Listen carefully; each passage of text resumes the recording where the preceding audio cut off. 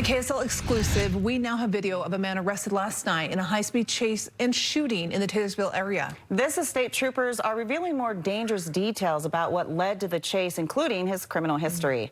News specialist Brian Carlson live for us in Taylorsville with the story. Brian, you've been on this since the very early morning hours. What do we know right now?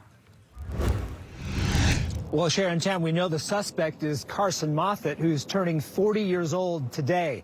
Troopers arrested him right here in his Taylorsville neighborhood. His new jail booking report now reveals there were actually 2 shootings last night, one both before and after that high-speed chase. This exclusive cell phone video capturing the short walk and arrest of 40-year-old Carson Moffitt ended a long night in Taylorsville. So you watched the whole thing? Yeah, I watched the whole thing. Bradley Nunley, who took the video, tells KSL witnessing Moffitt's arrest and everything that came before it was quite a shock. And I noticed a trooper behind a tree with his gun drawn. So I was like, oh, okay, this is kind of serious. The jail report from the Utah Highway Patrol now revealing a car matching Moffitt's was first spotted last night leaving Granite Park Junior High in South Salt Lake, where 911 calls reported hearing multiple gunshots, and police found AR-15 shell casings in the road. The report says troopers then spotted Moffitt's car going over 100 miles an hour on I-15.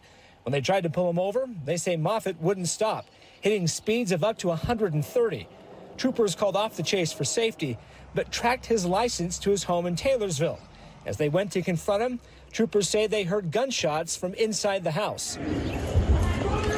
Called in the SWAT team, and that's when they say Moffitt tried to escape. Oh, this is crazy. The suspect got into the vehicle again in front of the house and tried to leave the scene, at which point he was rammed by a Taylorsville PD officer and put him kind of off into the front yard of a house, and we were able to take him out at gunpoint. The car was disabled, so we were able to take him out at gunpoint and take him into custody. Moffitt's car ended up smashed up on a neighbor's front lawn, and troopers finding an AR-15 rifle in the car and spent shell casings on the ground. Witnesses watching Moffitt's arrest say he didn't seem all there. When they walked him to the vehicle, the suspect that they had in handcuffs, he seemed upset. It almost seemed as if he was intoxicated. Now, at this point, it's unclear what Moffitt's motive may have been for those shootings, but his criminal history reveals he's a registered sex offender who wasn't allowed to have a gun and was convicted of sexual exploitation of a minor back in 2017. Right now, he's being held in jail without bail. Live in Taylorsville, Brian Carlson, KSL 5 News. Back to you. That's quite the update, Brian. We appreciate your report.